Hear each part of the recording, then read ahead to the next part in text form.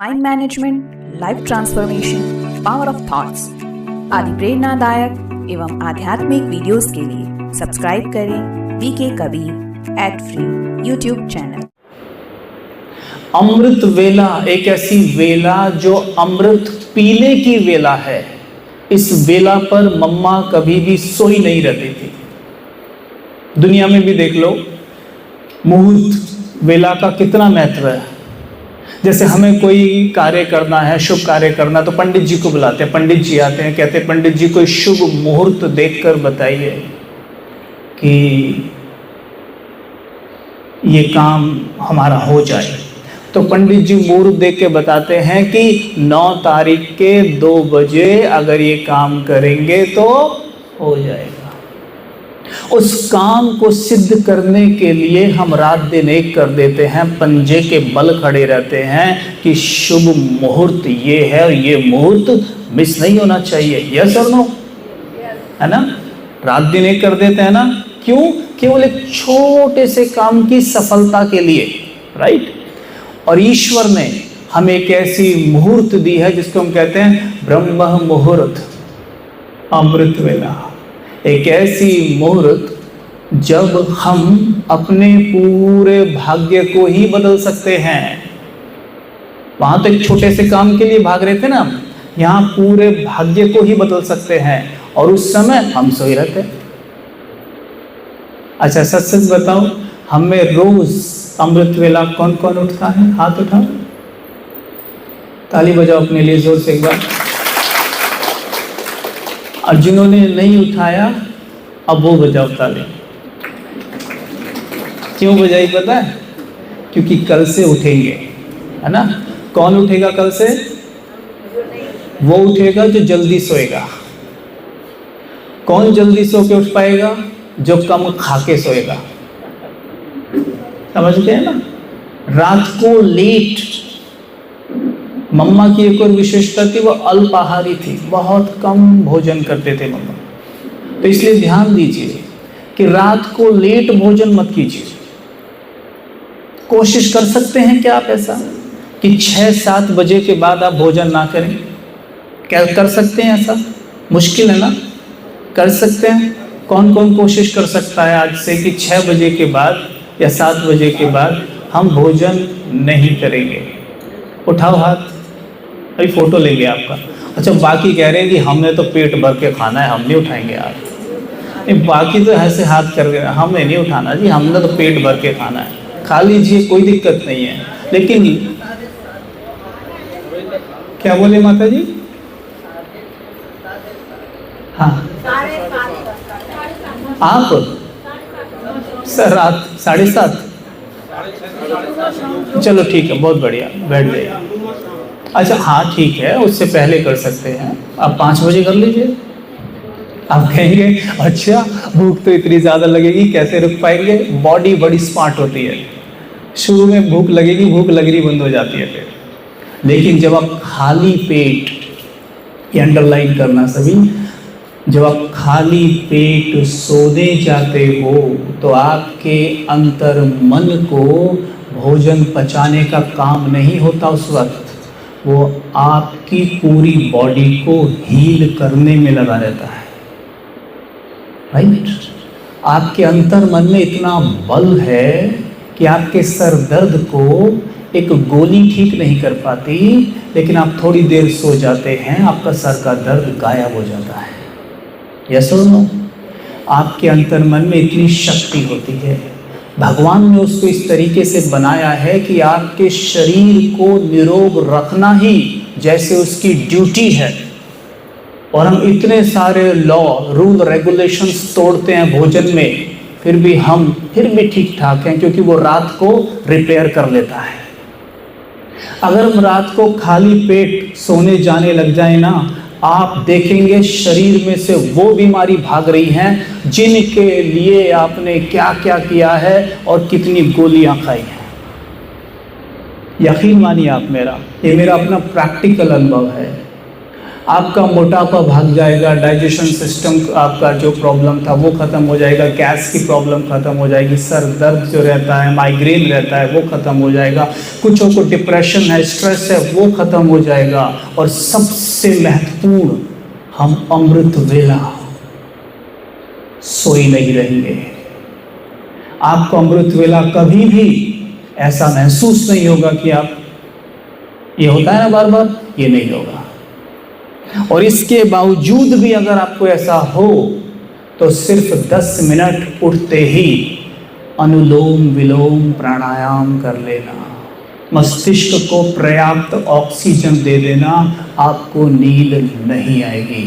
अमृत वेला नींद आती है ना, आती है ना, नींद नहीं आएगी। और जब नींद नहीं आएगी तो ही आप अमृत वेले का सही लाभ ले पाओगे। आप खुद बताओ, जिस दिन आपका अमृत वेला अच्छा होता है उस दिन आपका पूरा दिन कैसा जाता है ना? उस दिन ऐसा लगता है ना, आज तो जन्नत में है बिल्कुल, है ना, आज तो इतनी पावर फील होती है कि हम जो चाहे कर सकते हैं। ये समझे, है ना?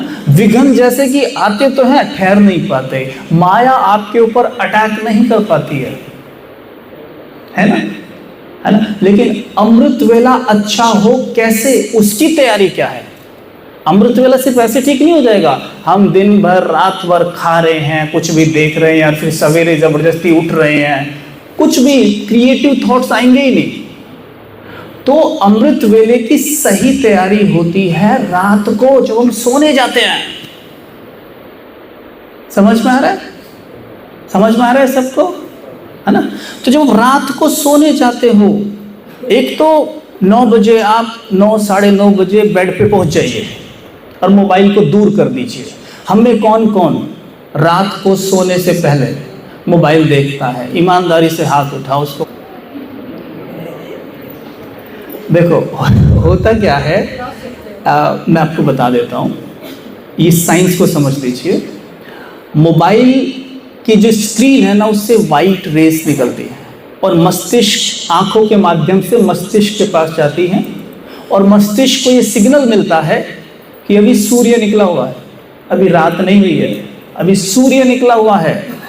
इसलिए एक हार्मोन होता है नींद का, जिसको कहते हैं मेलाटोनिन, वो रिलीज नहीं हो पाता, जिसके कारण हमें नींद गहरी आएगी ही नहीं। और मेलाटोनिन के रिलीज होने का सबसे बेस्ट टाइम होता है 10 बजे से। 10 बजे से उठना शुरू हो जाता है और 2 बजे तक अपने पीक पे रहता है। यानी इस समय तक आप गहरी नींद का आनंद लेते हो। आपकी बॉडी में कोई बीमारी है, रोग दुविधा, बीमारी, समस्या, सब खत्म कर देता है आपका अवचेतन मन। अवचेतन मन में इतनी शक्ति है। आप सोचो, अगर आपकी अंगुली में अभी कट लग जाए तो 2-4 सेकंड के बाद क्या होता है, आपका ब्लड रुक जाता है, रुकता है ना, और क्या होता है 1 घंटे बाद वो सूख जाता है। यानी कि अवचेतन मन को इस तरीके से बनाया गया है कि वो आपकी बॉडी को स्वस्थ रखे ही रखे, बशर्ते हमारे सर पे कोई पाप का बड़ा बोझ ना हो। तो अगर पाप का बड़ा बोझ हो ना, तो अवचेतन मन उस पाप के बोझ को आपके सर से उतरवाने के लिए आपका एक्सीडेंट तक करा सकता है। अगर आप कोई पुण्य काम नहीं कर रहे हैं, मेडिटेशन नहीं कर रहे हैं, ध्यान योग नहीं कर रहे हैं, सही मार्ग पे नहीं चल रहे हैं, तो शिव बाबा ने अवचेतन मन को कुछ इस तरीके से सेट कर रखा है कि वो आपका एक्सीडेंट तक या दुर्घटना या कोई विघ्न तक ला सकता है, ताकि हमारे सर से पाप का बोझा उतर जाए।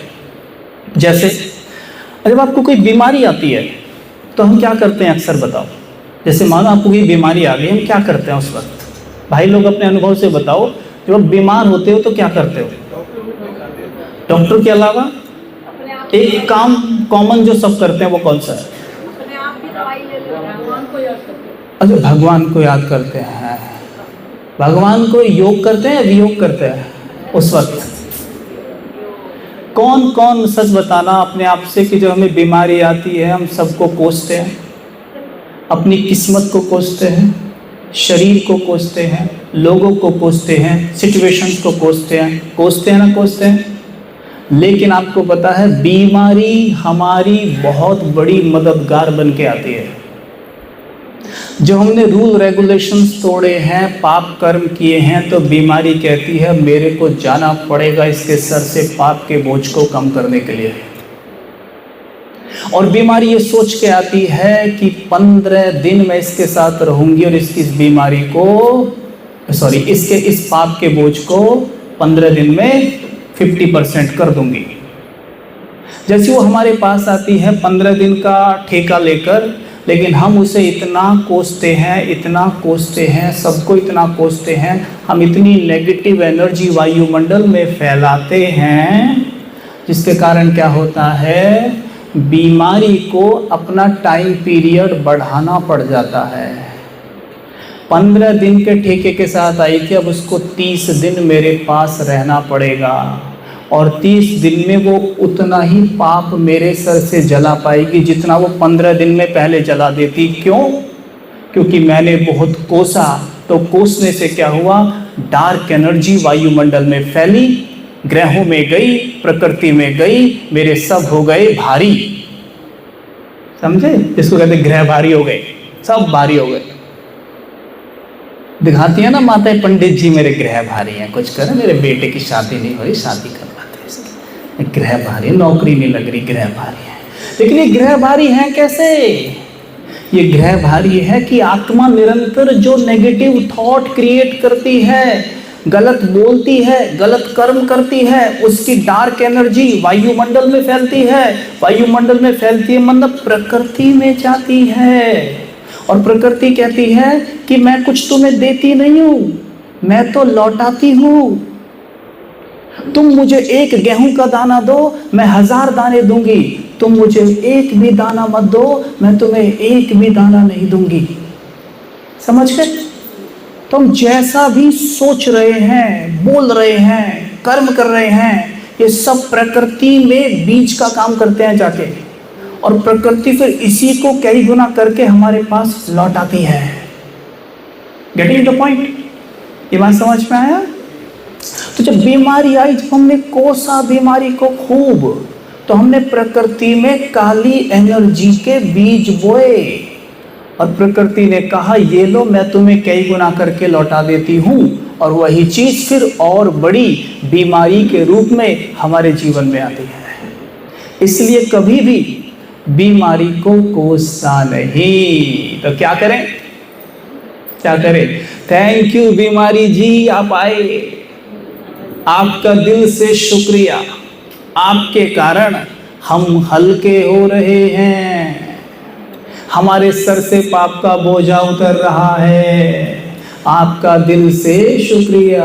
बीमारी कहेगी कितना अच्छा बच्चा है, इसको ज़्यादा परेशान नहीं करूँगी। 15 दिन सोच के आई थी, चलो 5 दिन में ही चलती हूँ। बीमारी को भगाने का सबसे अच्छा तरीका है कि दिल से उसका अमृत वेला शुक्रिया करिए।